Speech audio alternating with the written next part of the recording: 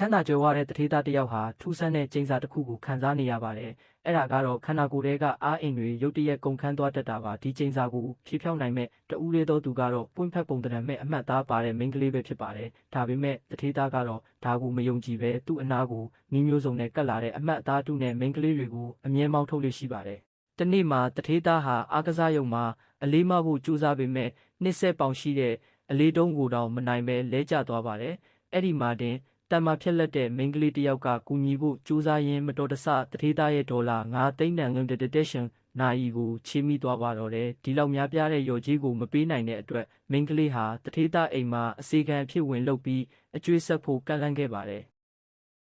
တထေးသားကလက်မခံချင်ပေမဲ့မိန်းကလေးကသူ့ကိုထိတွေ့ကင်တွယ်ပြီးတွဲကူလိုက်တဲ့အချိန်မှာပဲသူ့ရဲ့ကုန်ခန်းနေတဲ့အားအင်တွေဟာထူးဆန်းစွာပြန်ပြေးလာတာကိုခံစားလိုက်ရပါတယ်။ဒါကြောင့်သူမကိုအိမ်မှာအစေခံအဖြစ်ခံထားဖို့ဆုံးဖြတ်လိုက်ပါတယ်။အိမ်ကိုရောက်တဲ့အခါမှာလည်းအမတ်သားတူတွေနဲ့လိန်ညာနေတဲ့မိန်းကလေးတွေကိုတထေးသားကဖော်ထုတ်မောင်းထုတ်ခဲ့ပြန်ပါတယ်။တကယ်တော့ထိုအစေခံမလေးရဲ့ကိုယ်ပေါ်မှာတကယ်ပွင့်ဖက်ပုံအမတ်သားရှိနေတာပါ။